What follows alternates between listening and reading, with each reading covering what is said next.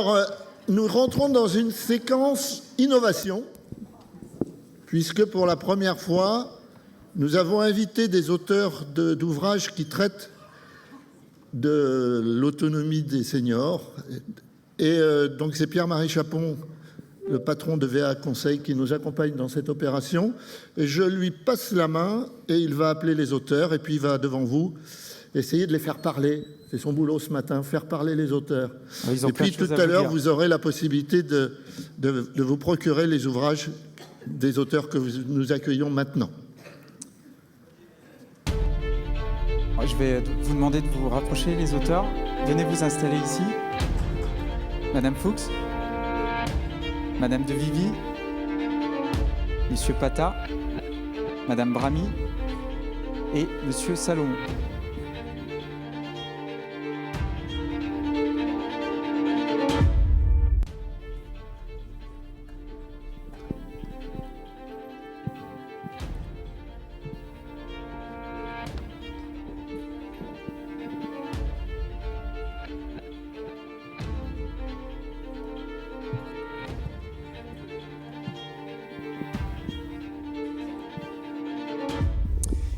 Donc, bonjour à tous, ravi de vous retrouver pour cette séquence. Effectivement, comme le disait Alain, une nouvelle séquence, et une séquence très importante pour nous, puisque c'est le premier prix Senior entre les lignes, organisé donc dans le cadre du défi autonomie, et un prix qui récompense des auteurs qui, dans des styles très différents, vous allez voir, on va être tout aussi bien dans le roman pour enfants, le livre pour enfants, pardon, les romans, ou des essais, enfin différents types, différents styles, mais tous ont un point commun, tous luttent contre ce qu'on appelle l'agisme. Et l'agisme, c'est la discrimination envers les âges, et notamment envers le grand âge, envers les seniors. Et tous, par leurs différentes contributions, ils vont vous présenter justement leurs différents livres. Et bien tous, en fait, justement, nous donnent des pistes.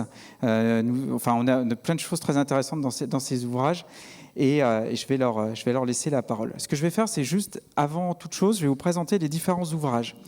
Après la séquence de ce matin, vous aurez une possibilité, vous avez le stand de la librairie de Paris, qui se situe au rez-de-chaussée, dans lesquels vous pourrez acheter les ouvrages et les faire dédicacer. C'est-à-dire que vous allez avoir une séance de dédicace qui vous sera proposée juste à l'issue donc, de ce matin. Donc, pour vous présenter un petit peu les ouvrages, nous avons donc Marie-Françoise Fuchs, que vous avez entendu à l'instant, « Rencontres tardives, elles enchantent nos vieillesses ». Donc ça, c'est notre premier ouvrage. J'ai, dans un style très différent, Annie de Vivi, « J'aide mon parent à vieillir debout ». Et puis en plus, Annie est très prolifique en ce moment puisqu'elle a sorti un nouvel ouvrage que nous présentera juste après. Enfin, si, c'est le même, mais il y a plein de choses nouvelles dedans. Marc Salomon, La race des seniors. Vaste sujet. On est vieux, et alors de Monsieur Pata.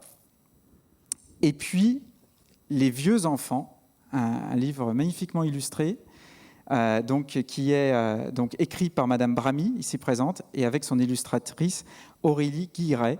Et donc, on laissera la parole à Madame Brami dans quelques instants. Et puis, quand on aura terminé notre petite table ronde, j'aurai le plaisir de vous remettre au nom de Défi Autonomie les trophées, puisque vous êtes nos 5 ambassadeurs, justement, de quelque chose qu'on défend depuis 15 ans maintenant dans le Défi Autonomie, qui est justement cette lutte contre l'agisme et les discriminations. Alors, juste peut-être vous laisser un petit... Vous avez les micros qui sont devant vous. Peut-être pour vous présenter. Première question, comment, à votre avis, comment est-ce que justement la société perçoit les seniors aujourd'hui, et pourquoi justement vous avez voulu, dans un style qui est le vôtre, faire ressortir cette question de l'agisme et de la manière dont on traite le sujet. Peut-être Annie de Vivi pour commencer. Bonjour, merci d'abord. Merci de cette invitation et de cette reconnaissance. Alors pourquoi? Parce qu'en fait, je pense qu'on a tous beaucoup de mal à se projeter dans le parcours de vie. On a tous beaucoup de mal à imaginer ce que ça peut être. Et personnellement, j'ai eu la grande chance de grandir dans la maison de retraite où travaillait ma maman. Et donc, depuis que j'ai l'âge de 4 ans, grandi tous les jours. On faisait nos devoirs tous les soirs à la sortie de l'école, tous les enfants des salariés, auprès de gens qui étaient très âgés. Et donc, très vite, j'ai découvert qu'en face de moi, j'avais quelqu'un qui avait 100 ans, 90, 95, 100 ans. Qu'est-ce qui nous montre ces personnes? Qu'est-ce qu'elles nous montrent, ces personnes-là? Elles nous montrent que la vie est longue, que la vie est potentiellement longue. Quand on est petit et qu'on a en face de soi quelqu'un qui est très âgé, il nous invite à réfléchir 2 secondes sur voilà, ce parcours-là, on va le prendre comment, par quel bout, par quelle porte, etc. Et chacun avait son histoire, chacun avait son parcours. On n'avait pas que des copains à l'intérieur de la maison de retraite, loin de là. Mais personnellement, j'ai appris et j'ai grandi dans un univers qui me montrait ça. Et ce que j'ai aussi appris, c'est à quel point on n'était pas prêt. C'est-à-dire que ma maman, elle avait du mal avec certaines personnes, elle avait du mal à prendre soin de certaines personnes. Et qui les aide? Qui aide concrètement ces professionnels à prendre soin tous les jours de situations complexes, super complexes, qui deviennent de plus en plus complexes, avec des polypathologies, avec de la maladie neuroévolutive, etc. Et donc, c'est pour ça que je me suis engagée à essayer d'aider à vieillir debout, avec des savoirs, des savoir-faire, des compétences. Et je vais vous le raconter dans les 2 livres. Voilà. Peut-être, Madame Fuchs, les rencontres tardives, elles enchantent nos vieillesses. Merci, bonjour à tous et à toutes. Je suis très contente d'être ici, d'avoir été invitée et qu'on parle beaucoup d'autonomie et de façon dont nous pouvons rester en vie et rester présents. Et je crois que, alors, le livre que je défends, c'est une réunion de témoignages de nos collègues de Hold Up, de notre association, qui montre d'une façon vraiment évidente l'importance, ce qui nous donne la vie, c'est la rencontre. C'est ça qui fait qu'on sort de cet isolement et de cette résignation qui peut arriver dans le grand âge et qui est très triste. Au contraire, notre vie émotionnelle ne cesse de s'accroître. Nous sommes émerveillés par la beauté, par la tendresse, par un sourire d'un enfant.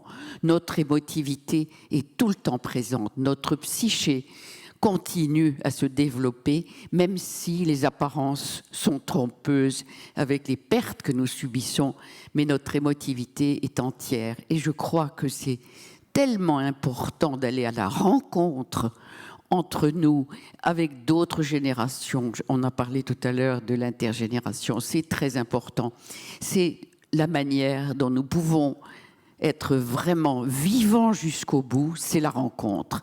Et dans les témoignages de ce livre, qui sont donc de différentes sortes, il y a des témoignages de gens dans des EHPAD qui se sont reconnus, qui se sont rencontrés et qui ont constituer une amitié, constituer des échanges d'une grande richesse. Je crois que tout est possible si on veut bien aller à notre rencontre. Et nous aussi, Ruffo dit toujours, l'enfant est un chercheur d'amour. Il n'y a pas que l'enfant. Et je crois que nous pouvons en proposer de l'amour, en vivre et en rencontrer à tous les âges. Ça ne s'arrête pas. Merci beaucoup. Merci Madame Fuchs. Peut-être juste avant de laisser la parole à Monsieur Salomon, on parlait des enfants à l'instant. Dans les vieux enfants, Madame Bramy, vous communiquez auprès d'un public qu'on n'a pas forcément l'habitude sur la question du grand âge. Pourquoi s'intéresser aux enfants? Parce que les enfants, c'est l'avenir de l'humanité. Et que je me suis aperçue un jour, de toute façon, je ne fais pas du didactique, je fais selon moi, comme vous, par exemple, ce n'est pas d'avoir vécu auprès de vieux, mais justement d'en avoir manqué. Étant fille de rescapés de la Shoah, je n'ai eu personne. de plus vieux que mes 2 parents, qui d'ailleurs n'ont même pas vieilli, vraiment, n'ont eu le temps de vieillir. Donc, quand je me mets à écrire, je me mets à écrire avec tout ça, et surtout avec un constat, sans doute aussi avec le fait que je suis psychologue clinicienne et que je m'adresse aux gosses en me disant, bon, peut-être que par le biais de la littérature, on peut dire des choses qu'on peut dire difficilement autrement, sachant que les parents sont incapables actuellement de faire les choses, même à la aura du bon sens, c'est-à-dire, par exemple, inculquer la politesse, faire lever son fils ou sa fille devant une personne plus âgée, même pas vieille, dans un autobus.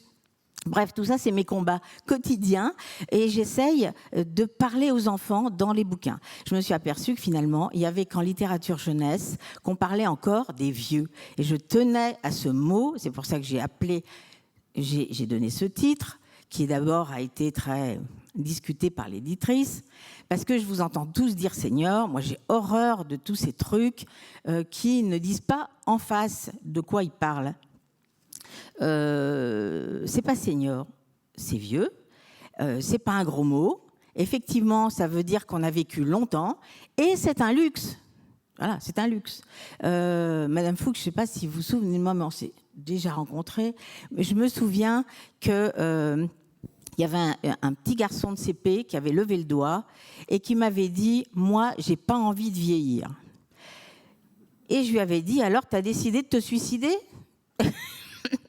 Bon, on avait eu une discussion sur le fait que finalement, être vieux, c'est peut-être qu'un jour, il aurait de la barbe blanche, il n'aurait même pas besoin de se déguiser en Père Noël pour faire le Père Noël de ses petits-enfants, que ça serait génial. Bon, bref. Vous voyez, je pars dans d'autres idées de bouquins comme ça tout le temps. Ce que je veux dire, c'est que la vieillesse est effectivement... Voilà, je vous entendais dire Ruffo, moi je dirais Dolto. L'enfant est une personne, le vieux est une personne. Dans mon bouquin, c'est ce que je défends, là, les vieux enfants. Je ne supporte pas qu'on parle à une personne hospitalisée, quelle qu'elle soit, mais à une personne âgée ou vieille, déjà âgée, c'est déjà un euphémisme, enfin, bref, vieille, à la troisième personne devant elle. Alors la mamie, elle a chaud? Alors la mamie, on lui ouvre la fenêtre? Mais allez vous faire foutre, je veux dire. D'abord, la mamie, c'est une femme, elle n'a pas forcément été grand-mère, peut-être qu'elle n'a même pas eu envie de pondre un gosse, et elle a bien fait, et je ne vois pas pourquoi on lui foutrait du mamie, elle a chaud, quoi. Et d'ailleurs, et dans mon bouquin, il y a une page là-dessus, il y a une double sur toutes ces situations insupportables que moi, je n'ai pas encore vécues, que peut-être je vivrai, mais que je vois et qui m'horrifient. Donc, mes premiers interlocuteurs et mon premier espoir, et mon seul, c'est pas les adultes, c'est les gosses. Et j'ai l'impression qu'ils comprennent ce que je dis, et je suis toujours accompagnée par des illustrateurs, et ça fait passer la pilule, quoi, évidemment. Voilà. Et je pourrais vous tenir ce micro pendant des heures, tellement j'ai à vous dire. J'écris aussi en adulte, on appelle ça littérature générale, je ne sais pas pourquoi. Moi, je dis littérature vieillesse. Et je voulais, en fait, vous parler de 2 bouquins. Un en littérature jeunesse, un en littérature vieillesse, que je n'ai pas écrit. Parce que je crois que c'est la littérature, comme dit Madame Fuchs, qui fait passer les émotions, qui fait qu'on s'identifie et qu'on apprend beaucoup plus de choses de l'intérieur d'un personnage qui va vivre telle ou telle chose. Alors, je vous conseille, vous ne le connaissez peut-être pas, ce bouquin de Magda Szabó, qui est sorti en 2005, qui est une merveille que j'ai repris. Vous connaissez? C'est extraordinaire. C'est la balade d'Isa. C'est une dame qu'on voit devenir veuve au début et dont la fille, pleine de bonnes intentions, va recaser chez elle à Budapest, parce que c'est hongrois. Et elle lui fait vendre sa maison, elle lui fait trier ses affaires. D'ailleurs, la madame, elle est tellement épuisée qu'elle laisse partir tous ses objets préférés. Et en fait, elle va en crever, quoi, d'être installée dans le confort du luxe de la ville, alors qu'elle avait une maison qui, de la vie de tout le monde, était un véritable garde-meuble et dont tout le monde se moquait parce que c'était un bric-à-brac. Et ben, elle avait besoin de ce bric-à-brac pour vivre. Et elle va en crever d'avoir quitté ça. Voilà. Voilà. Ses assiettes ébréchées, ses casseroles dont l'émail avait claqué, et même les cactus qu'elle aurait adoré emmener, parce qu'au moins, elle dit, avec ces radiateurs, ils seraient peut-être morts, mais moi, je me serais occupée de les faire revivre et survivre. Voilà.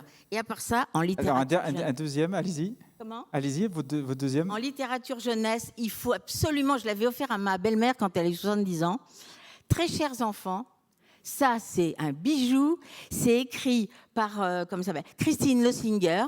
C'est un auteur, elle doit être allemande. J'ai rêvé de la rencontrer, je ne l'ai jamais rencontrée. C'était chez Castor Poche à l'époque. Je ne sais pas si ça existe encore, mais vous trouverez ça quelque part. Ce sont des lettres fictives écrites par une grand-mère et à ses enfants et petits-enfants, et même arrière-petits-enfants qui ne sont pas nés, pour leur expliquer un peu de quoi il s'agit et comment la traiter mieux, parce qu'elle se sent maltraitée. Et la question, je voudrais terminer sur ça, ce qui est insupportable, c'est cette infantilisation. Cette infantilisation, moi j'ai dit à mes mômes, que si jamais je devenais vraiment insupportable, je leur donnais le droit de me piquer. Mais il y a un moment sans doute où on devient une personne exécrable, mais on reste une personne. Voilà, on peut être une vieille dame indigne, c'est formidable. Moi, je me suis juré que je le serais quand j'avais 12 ans devant le film de René Alliot. Jeanne Moreau a été un exemple formidable de culot et de liberté de parole. Plus on vieillit, d'ailleurs, ça j'apprécie, plus on ouvre sa gueule et on s'en fout. Et alors, on s'en fout d'être aimé. On s'en fout, on dit ce qu'on a à dire, et tant pis si les autres ne sont pas contents. Alors justement, Madame Bramy, ça me fait rebondir par rapport à Marc Salomon. Allez-y, rebondissez. Vous allez, alors je vous rassure, Madame Bramy n'écrit pas dans ce style dans vos ouvrages pour enfants. On a un style plus consensuel d'un point de vue. Qu'est-ce que vous racontez ? C'est quoi le gros mot consensuel, là ? Non, je vous taquine. Monsieur Salomon, Marc Salomon, qui est professionnel de santé, et ça me fait réagir par rapport à ce que disait Madame Bramy.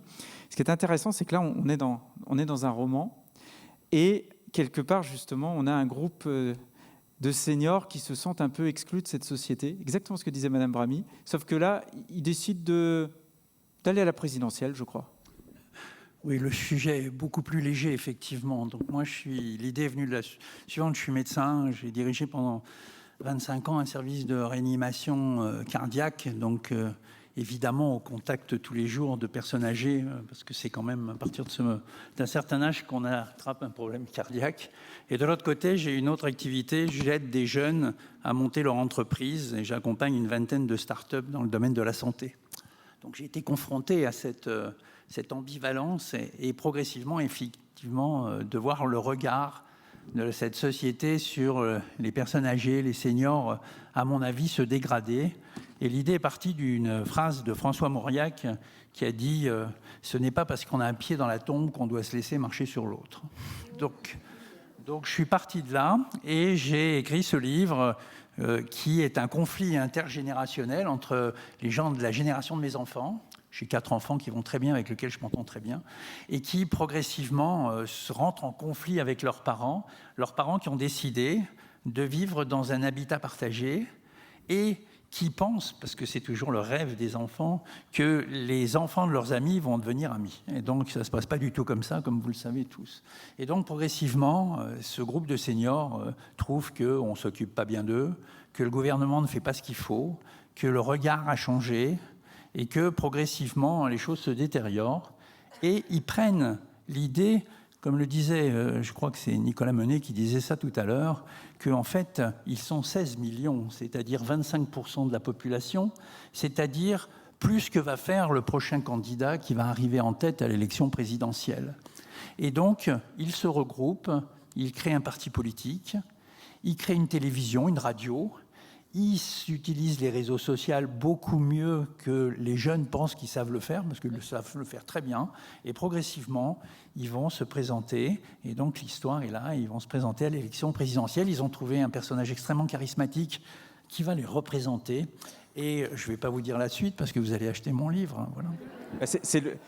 Peut-être juste une dernière chose qui me tient beaucoup à cœur, c'est cette phrase d'Elias Canetti, qui est un prix Nobel de littérature il y a déjà bien longtemps et qui avait dit cette phrase que je reprends souvent. Il dit « Quand est-ce que tu deviens vieux ? Et y répond, c'est demain. Merci. Effectivement, beaucoup de suspense. Moi, je sais effectivement ce qui l'adviendra, mais je vous laisse le découvrir, bien évidemment, donc tout à l'heure. Monsieur Pata est auteur, donc on est vieux et alors. Et là, on est sur un ouvrage finalement un petit peu dans un premier temps de constat partagé, je pense, par rapport à ce qu'on vient de se dire. Mais surtout, vous, par l'intermédiaire de votre association Village à Vivre, si je ne dis pas de bêtises, vous vous lancez concrètement dans un projet et vous nous décrivez tout ça dans votre ouvrage. Je vous laisse la parole. Merci, je suis très honoré d'intervenir devant vous. Effectivement, je représente ici l'association Village à Vivre, qui milite pour des solutions alternatives pour les personnes âgées que celles qui sont actuellement en cours. Nous avons été très frappés, et ça a été très, très visible lors de la pandémie, par le fait que, alors qu'on parle évidemment beaucoup du vieillissement de la population, on parle beaucoup des vieux, que la question du rôle social et sociétal des vieux dans la vie de la nation n'était pratiquement jamais abordée. On a l'impression que c'est une non-question. Et d'ailleurs, la pandémie a accentué cela, car vous avez peut-être pu observer que sur les réseaux sociaux ont été très nombreux les messages où les gens se demandaient en toute bonne foi pourquoi on allait mettre par terre l'économie pour sauver des gens qui de toute façon mourraient dans peu de temps et de toute manière ne servaient pas à plus rien puisqu'ils ne faisaient rien. J'ajoute que lors des innombrables débats qui ont eu lieu à la télévision durant je dirais, l'affaire des retraites, de la réforme des retraites, un syndicaliste a dit « la retraite, c'est le dimanche de la vie ». Là, tout était dit. Et c'est ça qui a motivé en partie Village à Vivre. Parce que le symbole concret de cette quasiment non-activité des personnes âgées, que l'on qualifie de fragile. Je déteste ce terme, hein. Fragile, donc à protéger. Si on est à protéger, c'est donc qu'on n'a plus rien à faire. Voilà. Donc ce symbole concret, ce sont les EHPAD. C'est très bien les EHPAD pour les personnes dépendantes. Mais le problème, c'est qu'il y a 40% des pensionnaires d'EHPAD qui ne sont pas dépendants du tout. Nous, à Village à Vivre, beaucoup d'entre nous, on est vieux, hein. Mais on a conservé toutes nos facultés intellectuelles, je pense en tout cas, et motricité. On a un cadre familial aimant, des circonstances qui ont fait qu'on a pu continuer à vivre et à être utile à la société. Malheureusement, des centaines et des centaines de milliers de personnes qui ont notre âge, qui ont nos capacités, n'ont pas eu cette chance à cause des circonstances, à cause de la malchance, et se retrouvent un petit peu, je dirais, dans la nuit, dans ces établissements dans lesquels ils n'ont rien à faire. Donc ce livre, qui n'est pas un livre à charge contre les EHPAD, je dirais, d'autres s'en sont occupés. Je pense au livre « Les EHPAD, une honte française », qui est un livre au vitriol de Madame Pelletier, qui maintenant est député européen. Notre livre de référence, je dirais, c'est un livre d'un monsieur Alrena, je crois, qui s'appelle « Tu verras, maman, tu seras bien ». C'est un monsieur qui était directeur d'une agence, d'un concessionnaire automobile. Il a voulu être directeur d'EHPAD, il a fait une formation, il a fait ça pendant plusieurs années. C'est un livre absolument bouleversant. Et il montre combien, finalement, des gens souffrent d'être dans ça. Comment des gens qui ont tout quitté pour adhérer à des communautés qu'ils ne connaissent pas, et dont le seul horizon est de se retrouver 3 fois par jour à la même table, à côté de gens qu'ils ne connaissent pas, et comment peut-ils être, qui vivent ainsi une mort programmée. Donc voilà, c'est ça notre référent. Alors, en ce qui concerne les réalisations, je dirais qu'il existe un village à vivre tel que nous le concevons. Si vous cliquez sur Google Villa Sainte-Camille, à Théoul, dans le Var, vous allez voir d'abord une magnifique vue de la Méditerranée, une très belle villa. Et dans cette villa, vous aurez des personnes âgées, des jeunes en voie de réinsertion et des touristes. Des touristes, si vous avez la curiosité de lire les commentaires, vous verrez que ces touristes sont absolument enchantés. C'est formidable, c'est magnifique. C'est le résultat d'un combat acharné d'un père camillien qui possédait ce site et qui, à 40 ans, a décidé de transformer une maison de retraite très triste ou nette, où les pensionnaires se négligeaient, en quelque chose de beaucoup plus dynamique. Je passe sur toutes les démarches qu'il a dû faire, l'obstination. Mais tout est dans le livre, il faut falloir... Pardon ? Mais, Monsieur Pata, tout est dans le livre, donc oui. Décrivez pas tout maintenant. Pardon ? Il va falloir que les gens achètent votre livre. Oui, achetez le livre. Mais disons, je terminerai en disant que nous avons essayé, nous, à Village à Vivre, de réaliser nous-mêmes un village à vivre, mais ça a été un échec parce que nous n'avions pas la capacité pour gérer, pour financer quelque chose d'aussi important. Nous sommes des lanceurs d'alerte. Ce livre en est un exemple. Maintenant, nous travaillons avec des promoteurs qui adhèrent à notre concept et nous avons des résultats. Pour conclure, je dirais que la démocratie n'a de sens que si elle trouve un rôle utile à chacun. Je vous remercie. Merci, Monsieur Patard. On va conclure, puisqu'après on va avoir une autre table ronde. Juste peut-être laisser la parole quelques instants à Annie de Vivi pour quel est, quand on veut vieillir debout, quel est l'élément le plus important auquel il faut qu'on fasse attention? L'idée du livre ici, le premier livre, J'aide mon parent à vieillir debout, c'est un guide pratique qui prend par la main les aidants et qui les aide à réfléchir et à passer en revue les pièges de l'agisme et puis tout ce qui va pouvoir éventuellement exister jusqu'à la toute fin. Ça, c'est vraiment le premier, c'est très pratique, ça vient de l'expérience d'agevillage.com et de tout notre travail. Moi, ça fait 21 ans que toutes les semaines, on tient par la main les lecteurs d'agevillage.com. Et là, dans ce livre, on essaye de synthétiser un peu tout ça en 10 chapitres hyper pratiques, les aides, l'aménagement du logement, jusqu'au problème de protection juridique. Et puis après, on arrive à la fin, où on arrive aux établissements qui nous posent le plus de difficultés ou qui sont des gros impensés de notre société. Et là, je vous fais le portrait dans celui-là, dans la suite. Vieillir debout, il relève le défi. Je vous fais le portrait des 10 premiers établissements pour personnes âgées qui ont souhaité atteindre ce niveau de qualité qui est le label Humanitude. Et franchement, ça fait du bien. Moi, quand ça va pas, quand je vais pas bien, je prends mon téléphone et puis je les appelle. Je me fais du bien en écoutant des équipes qui se questionnent, qui se réforment, qui se forment et qui sont en capacité d'aider à vieillir debout. Et justement, pour passer le relais, j'ai demandé à Marie-Françoise, qui est allée en immersion dans ces établissements, qui est allée voir ce que ça voulait dire que cette qualité-là, de conclure l'ouvrage. Et donc, merci, je vous passe le relais.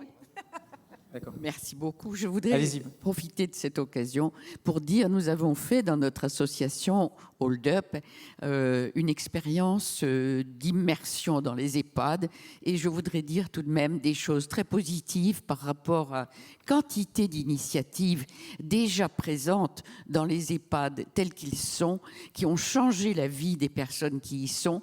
Il y a des EHPAD de grande qualité, il y en a de très mauvais, c'est ceux dont on parle dans la presse et ceux dont on murmure les horreurs qui en sortent, mais vraiment, nous avons rencontré des EHPAD vraiment disposés à être présents d'une façon efficace vers le bien-être, vers la relation pour les personnes qui y étaient hébergées. Et je dois dire qu'il y a 4 méthodes qui m'ont particulièrement intéressée, dont Humanitude, où j'ai eu la chance d'aller faire une immersion. Nous étions 24 heures comme des personnes, les autres vieux qui étaient présents dans l'institution. Et Humanitude est une de ces méthodes, c'est-à-dire que l'accent est mis sur la relation. Il y en a une autre, ce sont les EHPAD qui utilisent la méthode Montessori pour les vieux, qui est formidable. Vraiment, ça permet de mettre l'accent aussi sur la personne, sur l'individu. Et puis, il y a une 3e méthode qui m'a beaucoup frappée, c'est validation. Je pense que vous la connaissez sans doute, étant des professionnels de tout cela, qui met l'accent sur une possibilité de rencontre là où est le patient, le vieux, là où son émotion se vit, et d'aller le rejoindre et d'ouvrir un dialogue et une rencontre aussi qui est nourrissante. Et puis, les extraordinaires quelques EHPAD où il y a des Golden Retrievers, des chiens magnifiques qui participent et qui changent aussi le relationnel et l'émotion qui peut être partagée entre eux. Donc, il y a de très bonnes initiatives qui sont déjà prometteuses. Merci beaucoup. Merci Madame Fuchs, merci beaucoup. Peut-être le dernier mot de la fin, on va conclure avec Marc Salomon et Madame Bramy. Marc Salomon, un petit mot? Alors j'entends mal, je n'ai pas compris ce que vous m'avez dit. J'en ai un. Oui, juste un petit mot plutôt avec ma casquette de médecin. Donc, je participe à beaucoup de programmes sur la prévention du vieillissement. Et quand on me demande mon avis, j'ai un mot. J'ai dit aux gens, soyez acteurs et pas spectateurs. Voilà. Je pense que acteur physique, acteur intellectuel, acteur associatif, acteur, et on le voit médicalement, tous les gens qui deviennent spectateurs sont des gens qui vont moins bien. Donc, en tout cas, je vous remercie de m'avoir invité et je vous félicite tous d'être dans cette mouvance de prévention du vieillissement. Et donc, je sais que vous êtes acteurs, mais je conseille à tous les gens qui sont autour de moi d'être acteurs. Merci, Monsieur Salomon. Madame Bramy, pour Moi, je vous fais conclure. une petite conclusion, comme si vous étiez des enfants dans une classe. Alors, vous avez cité de très jolies choses. Moi, à la fin de mon bouquin, j'ai trouvé une phrase de Bette Davis qui disait « On commence à s'apercevoir que l'on vieillit lorsque le poids des bougies dépasse celui du gâteau. » Je trouve ça génial. On vous applaudit. Monsieur Pata voulait faire une toute dernière... Attendez, Allez-y, bougez Madame pas, Bramy, bougez pardon. pas. Alors après avoir écrit Les vieux enfants, j'ai fait quand même une sorte de déclaration des droits des grands-parents, parce que ça m'énervait un peu de les voir se laisser marcher dessus. Voilà. Donc je vous lis juste une double, pour vous donner le ton. Moi, ma grand-mère, elle ne supporte pas d'être traitée comme une mémé périmée. Quand elle a décidé de s'activer, pas moyen de l'arrêter. Moi, mon grand-père, il veut manger, boire, s'amuser et s'occuper comme ça lui plaît. Il dit qu'il a passé l'âge d'être conseiller, qu'on lui fiche la paix. Voilà. Merci, Pour Madame finir, Bramy. un hommage à mon voisin, parce qu'on ne se connaissait allez-y. pas, mais notre titre a quelque chose à voir. Lui, c'est « On est vieux et alors ?» et moi, c'est « J'aime pas qu'on meure et alors ?» Donc, évidemment, ça, c'est le point de vue de la grande personne. Moi, c'est le point de vue de la petite personne, d'une petite fille qui s'aperçoit, qui prend conscience qu'un jour, peut-être, sa grand-mère va mourir. Voilà. Merci. Allez, Monsieur Pata pour terminer. Merci beaucoup, Madame Bramy. Oui, je voulais dire que l'intergénérationnel pour lequel le village à vivre milite, c'est devenu très tendance. Mais un intergénérationnel dans lequel les personnes âgées sont là pour garder les enfants ou jouer au Scrabble ou autre, on estime que c'est pas ça. Je vais être très bref. Le site intergénérationnel, c'est nous, c'est des personnes âgées, des familles et des jeunes en voie de réinsertion. Pourquoi des jeunes en voie de réinsertion? Parce que nous avons constaté que les personnes âgées, qui en ont beaucoup vu, qui savent ce que c'est que les échecs, les sorties de route, sont des fois très aptes à discuter avec ces jeunes qui sont cabossés par la vie, souvent très rebelles, à les écouter et à les accompagner. Non que les éducateurs sociaux soient inutiles, bien entendu, mais souvent ils sont perçus comme des représentants de l'autorité et par conséquent le dialogue ne se fait pas. Donc c'est la vision originale que nous avons de l'intergénérationnel et à laquelle nous tenons énormément, hein, c'est les familles, les vieux et les jeunes en voie de réinsertion. Merci. Merci beaucoup, Monsieur Pata. Je vais vous demander tous de vous lever. Avec Alain Poulet, on va vous remettre vos prix. Et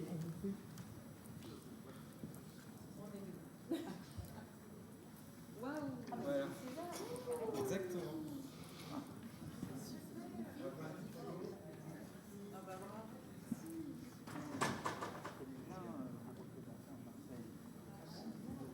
Et on vous invite donc tous les livres qui vous ont été présentés sont disponibles donc au stand de la librairie de Paris qui se situe donc au rez-de-chaussée.